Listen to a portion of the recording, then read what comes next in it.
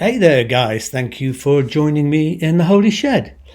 Well, the more discerning will recognize that all is not what it seems. Yeah, we're in London actually, not in the shed in Somerset, where I preached this morning at our London home church, St Leonard's in Streatham. But hey, maybe Holy Shed can sometimes be night language, right? More of a poem than reality. And yeah, it was great to be at St Leonard's this morning, preaching on the text for this week, which is all about Thomas the Doubter. It was recorded, and if you're interested, I think it's actually already up on the church website, or it will be very soon. So if you fancy having a listen, you can give it a whirl. And later in the week, I'm going to be up here in London taking the funeral of John, who was the husband of Linda. He was a dad and a granddad, and actually a great granddad, though he didn't realise that because his great granddaughter was born whilst he was in a coma. Age 68, he died of COVID. So I'll be lighting a candle for him and for his lovely family in just a moment. Now, look, a huge well done to those of you who had a go at our Lent project of writing a personal creed. And well done to those who actually dared to send it to me, because I know that some of you have had a go but haven't actually sent it in. Fair enough. But I've got around, I don't know, I think about 30 of them, which is amazing. Too many for me to read out here, especially since some of them are a little longer than others, if you know what I mean. So I've put them together into a short film presentation, backed with a little bit of music from Moby, and I'll be posting that on the Holy Shed Facebook page right after this. So, you can go there and check them out at your leisure. I think it's about 17 minutes of them. So, there's quite a lot of stuff there. And it doesn't matter really that some people wrote a line and others a whole page. I mean, what I found moving was the fact that these are all personal. And you may not agree with them all. I may not, or you may love them. It really doesn't matter. That's not the point. The Holy Shed is a bit like Holy Joe's, when we met in a pub back in the 1990s and had vigorous discussions over a pint or three. Every conversation was work in progress, safe space to try out ideas. So I really appreciate you doing the same kind of thing. So as I say, they'll be up there for you to check out a little bit later on. Okay, so if you do have a candle to hand, I'd like you to grab it now and let's light a flame. Maybe just simply to take a moment in these days to calm down, to let go of any anxieties that we may be feeling as we go into yet another week. Find a moment's peace. Or maybe you want to light a flame as a prayer for someone or for some situation that is bothering you. Maybe you'd like to light a flame for the Queen and the royal family in this time of loss that they're going through. Whatever you do or do not think about the Duke of Edinburgh, this is a family in mourning, and I'm sure our hearts reach out to them whichever way we look at it. And I'm going to be lighting mine, as I say, for John and his family, mourning his departure. Just one, sadly, of thousands and thousands who have lost their lives in this country alone to COVID. So I'm certainly doing that. And I'm also going to be saying one for Elisa too, who needs a little bit of extra support right now. So grab your candle and light it right now and take a moment.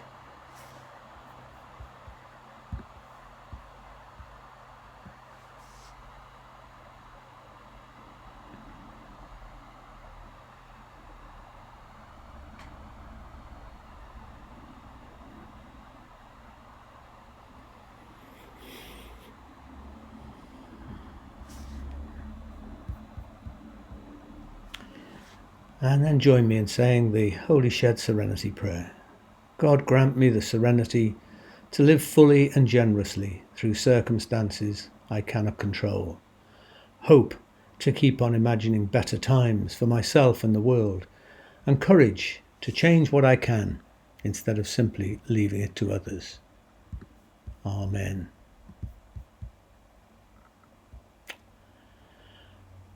Okay, now some of you may have noticed on my Facebook page a post about the death of Hans Kung, whose picture you can see here. Someone whose books you've probably noticed on the shelf behind me, because there's a whole row of them. Hans Kung was a giant of religion and theology and philosophy too in the latter part of the 20th century. He was also a Catholic priest, albeit his priesthood was at times sort of removed from him, or his authority as a Catholic priest, because his views were controversial. He was a huge influence on Pope John the 23rd, the Pope who back at the beginning of the 60s instigated Vatican II, the process of reform which profoundly altered the Catholic Church. Kung was one of the main theological architects of Vatican II, but sadly Pope John the 23rd died before the process was completed, and so an initiative that promised so much ended up being really somewhat stunted, and some would say reversed by future policies within the Vatican. Hans Kung was what I'd call a rock star in the world of global theology. And yet, in the eyes of the conservative Catholic establishment, well, he was a black sheep, a subversive rebel, a freethinker who had to be silenced. And over the decades, he challenged things like the infallibility of the Pope. He argued in favour of gay relationships. He canvassed for women priests. He stated that if Jesus of Nazareth returned, he would welcome divorcees into the church.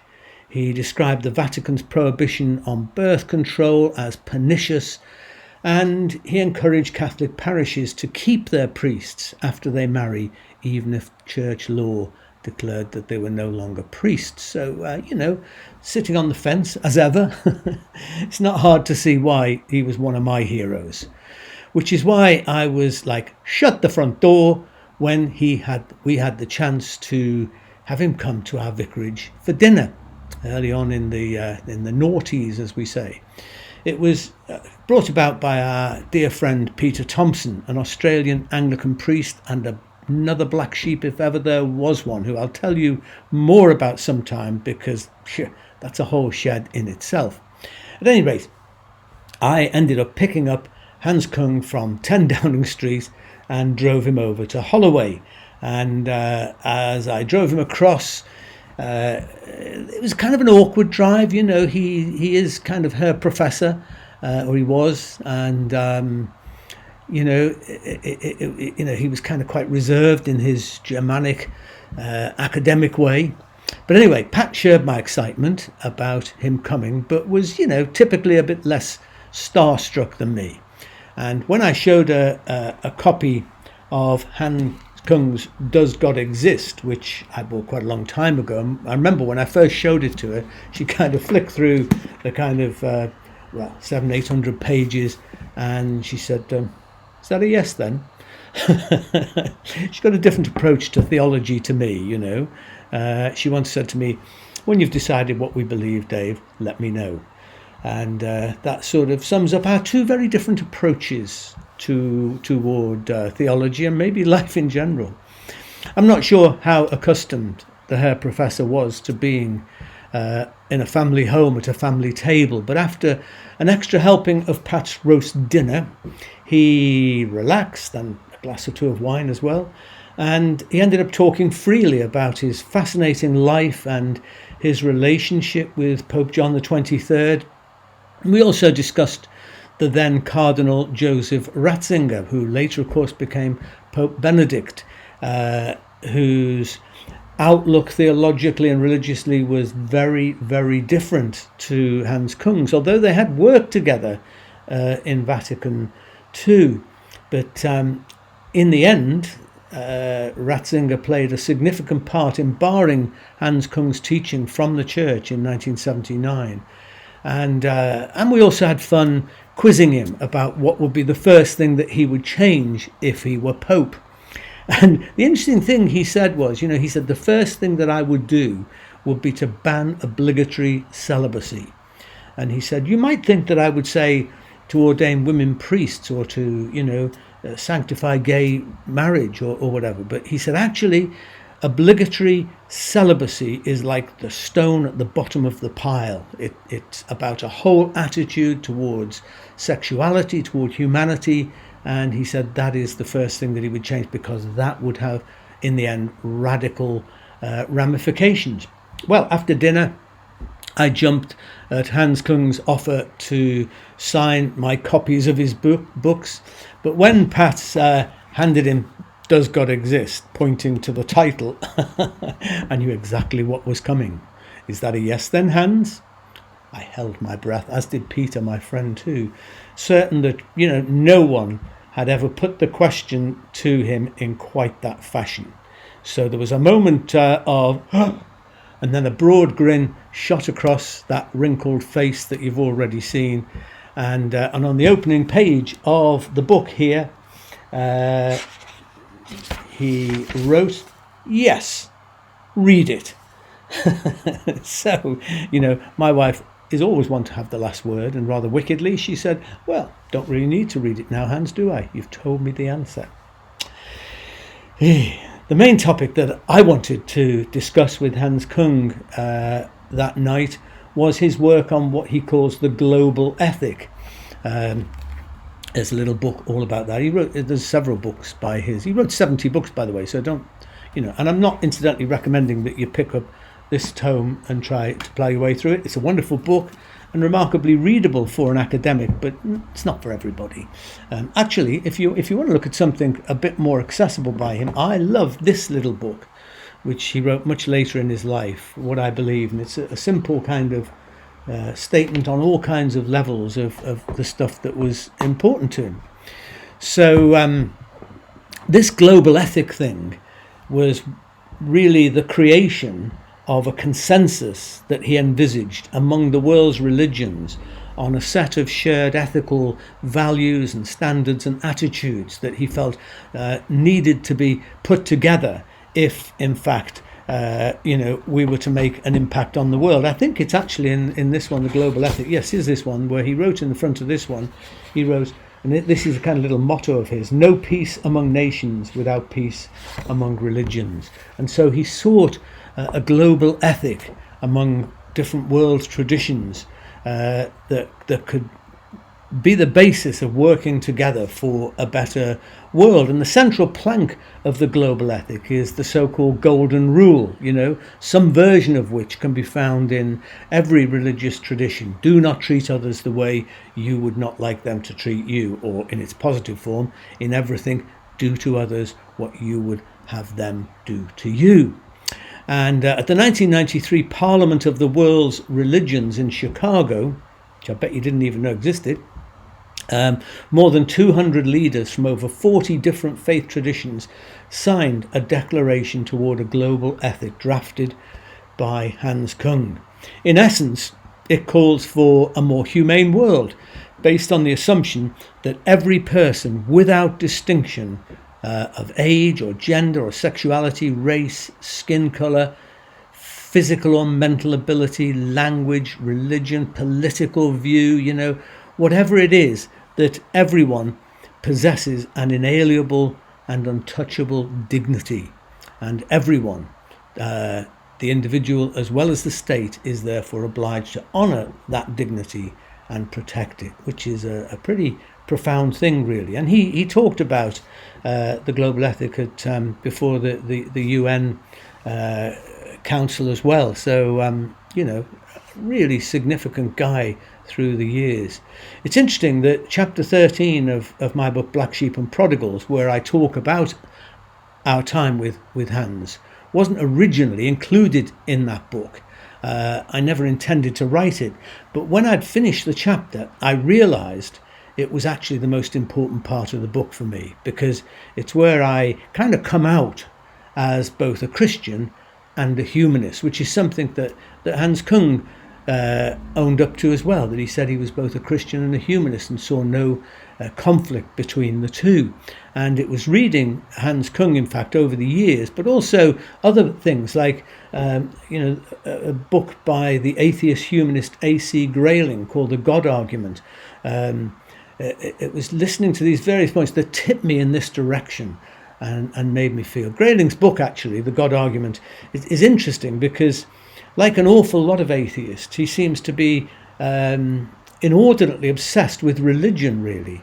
And the whole first half of the book is a vigorous argument against religion, and the second half an argument for humanism. And I don't know why he needed the first half. I mean, I sometimes feel certain atheists, as I say, are obsessed with religion. I found, and basically they are rubbishing an expression of religion, a concept of God that I certainly don't relate to anyway. But I did find his exposition of humanism inspiring and persuasive, and, as I say, completely consistent with my Christian faith. And at some point, I will definitely write a book about my take on Christian humanism. And it's interesting, humanism's origins are actually in Christianity. Nowadays, in its more modern form, it's thought of as being essentially atheist, but that's not actually where the history of humanism lies. And so I'll possibly call that book the same title as I have this session. I believe God is human. It's the rest of us I'm not sure about.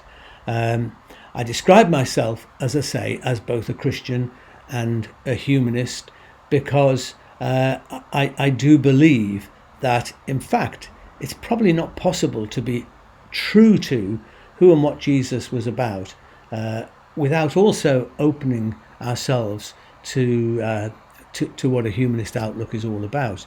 So I don't see any conflict between the two. And I think, especially viewed through the lens of Jesus of Nazareth in the Gospels and the Golden Rule, I think that these two things are perfectly compatible. So let me just share with you my manifesto, if you like, for Christian humanism.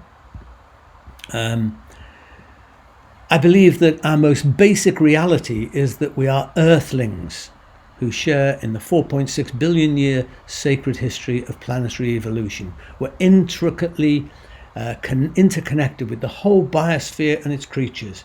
And in an age of ecological crisis, we must establish sustainable environmental policies and practices for the good of all.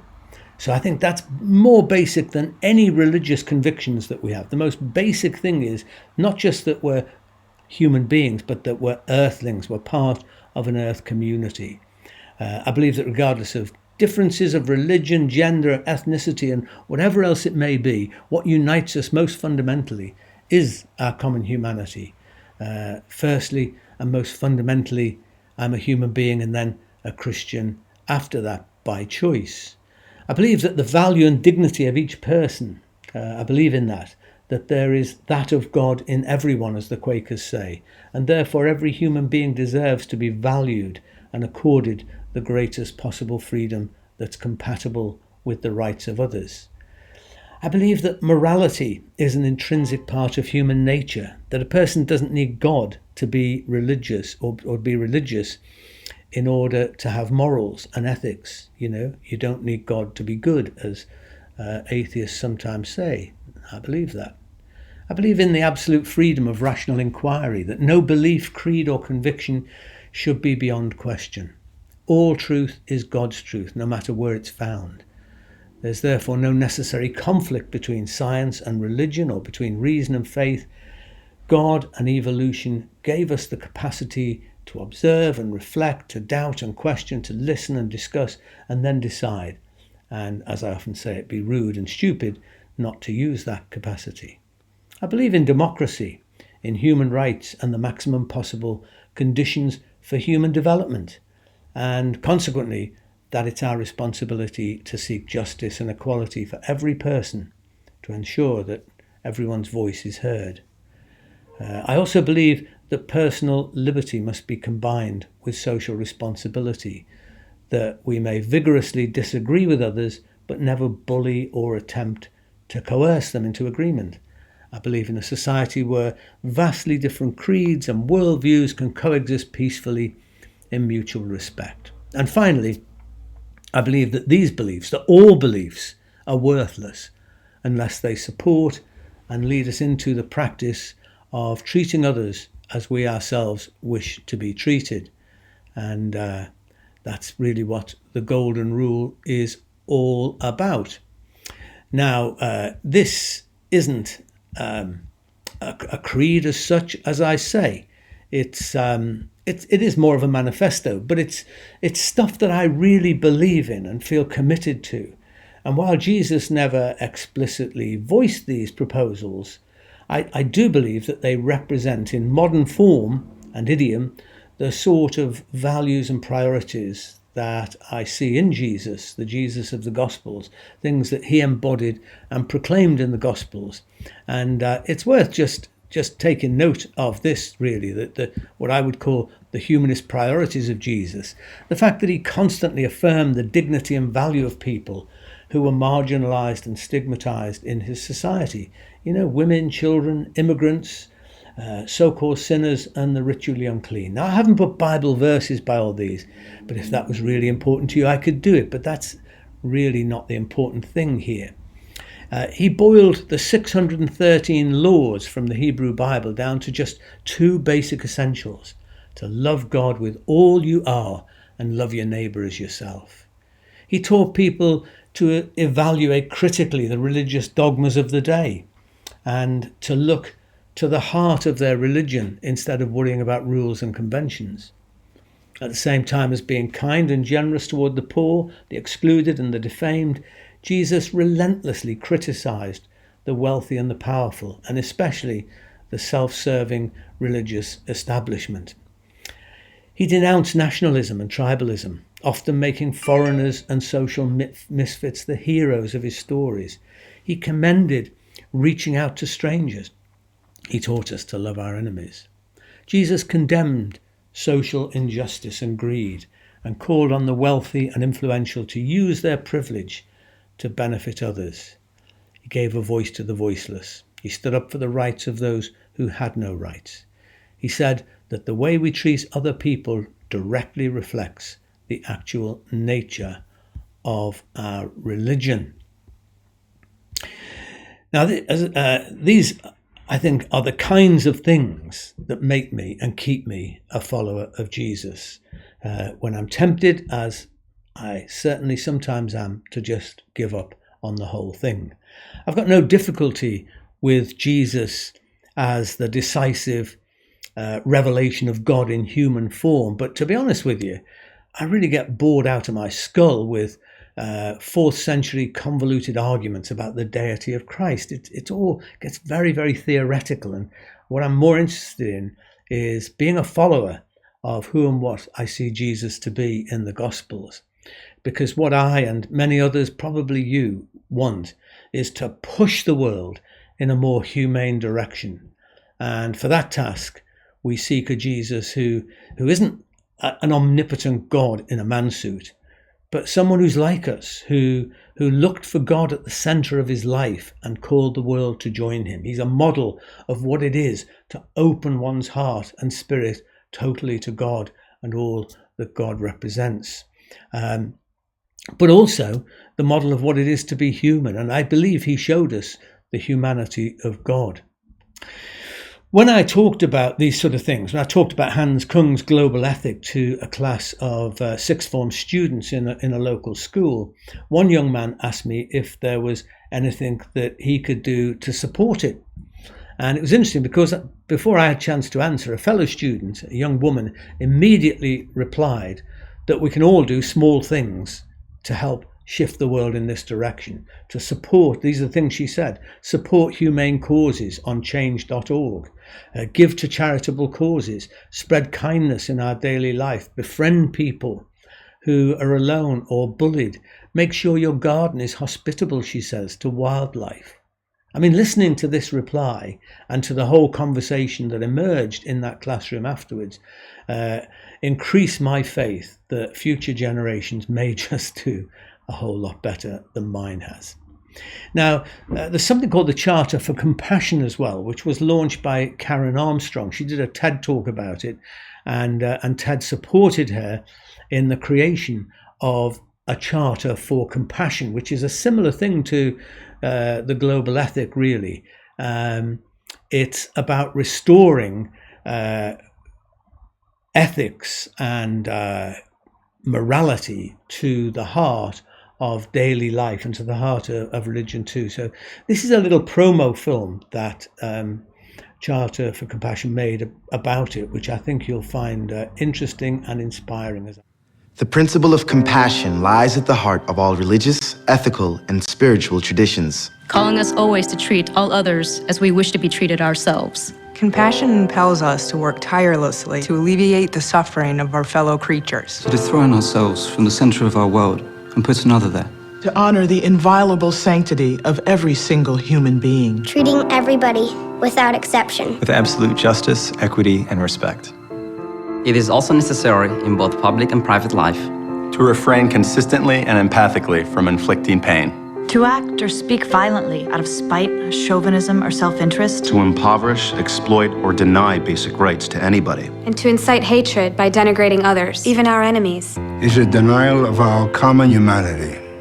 We acknowledge that we have failed to live compassionately. And that some have even increased the sum of human misery in the name of religion. We therefore call upon all men and women to restore compassion to the center of morality and religion. To return to the ancient principle that any interpretation of Scripture that breeds violence, hatred, or disdain is illegitimate. To ensure that youth are given accurate and respectful information about other traditions, religions, and cultures. To encourage a positive appreciation of cultural and religious diversity. To cultivate an informed empathy with the suffering of all human beings, even those regarded as enemies. We urgently need to make compassion a clear, luminous, and dynamic force in our polarized world. Rooted in a principled determination to transcend selfishness. Compassion can break down political, dogmatic, ideological, and religious boundaries. Born of our deep interdependence, compassion is essential for human relationships and to a fulfilled humanity. It is the path to enlightenment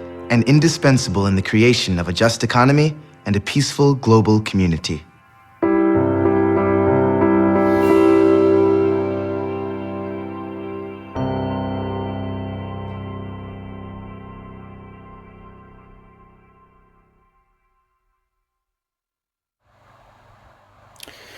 Well, I think that's great, don't you? And it's true, you know, that compassion lies at the heart of every religion, but every religion also contains elements which are less than compassionate, and in some instances downright inhumane, and that includes Christianity. And herein lies the task of every religious tradition, I believe, to evolve or reform our religious beliefs and practices to become more humane and benevolent. And it's a process that reactionary religious devotees often brand as liberal, you know, which becomes almost a swear word. But by that they mean unfaithful to the sacred texts or traditions or departing from the truth. But in fact, for me, it's about going back to the very heart of every tradition, back to the heart of my tradition, to fulfill the golden rule, a radical willingness to place oneself in the shoes of the other person. And I think if we can't learn more effectively to do that in our world, then I really do fear for the future. So far from seeing humanism as an enemy of faith or as anti-God, I absolutely see it as an essential ingredient of faith, as a way of drawing closer to the God that we really know in human form in Jesus. So we'll come back and look at this more in the Holy Shed in future times, but maybe that's given you something to think about, to be going on with. So we're going to say a prayer now.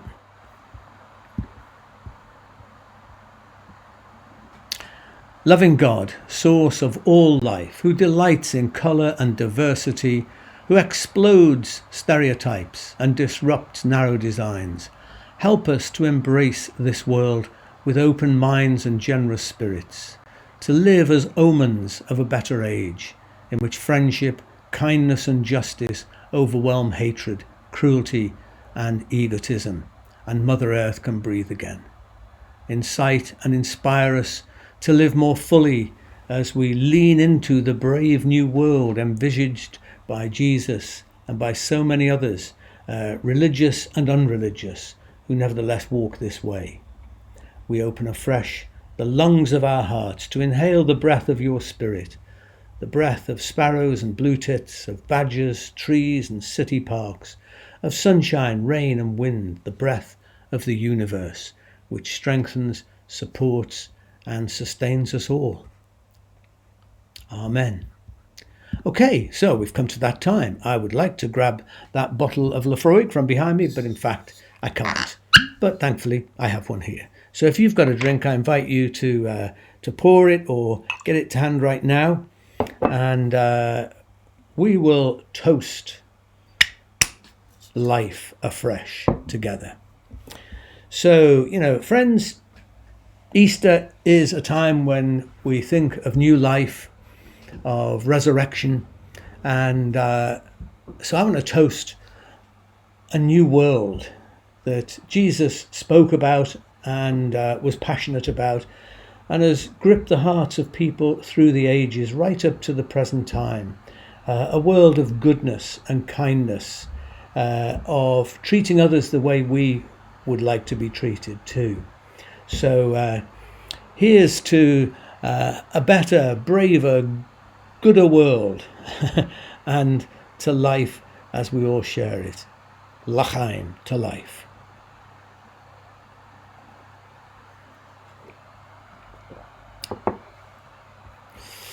Okay, so thank you for being with me tonight. If you want to support me and Pat and the Holy Shed, you can do it using the coffee site. The link is always at the top of the Holy Shed Facebook page, and thank you so much to all of you who do this on occasions or regularly or whatever. We appreciate it so much. So a blessing we'll finish with. You may like to join me in saying, the blessing of God, the eternal goodwill of God, the shalom and salam of God, the wildness and warmth of God be among us and between us now and always. Amen. Okay, so there it is. It's been a busy couple of weeks for me. I don't know how it's been for you. I'm looking forward to a little bit of a break at the beginning of this week. That is, helping our daughter to put a new roof on her lean-to. And I hope that you have a good week. Go well. Be kind to strangers. Be kind to those you live with. Be kind to yourself. Stay human. And I'll see you soon. And I'm going to leave you with a poem which expresses a lot of what I've been talking about here this evening. It's a poem by Dorothy Oger called For Love. And she wrote it after losing a friend in the terrorist attacks on Brussels a while back, you may remember. And so she decided to answer this act of violence with a poem called I Shall Stand for Love. And my goodness, it's gone viral, as they say. It's been translated into 50 languages and more. And I think you'll see why. It's very simple and yet very profound. So, God bless you.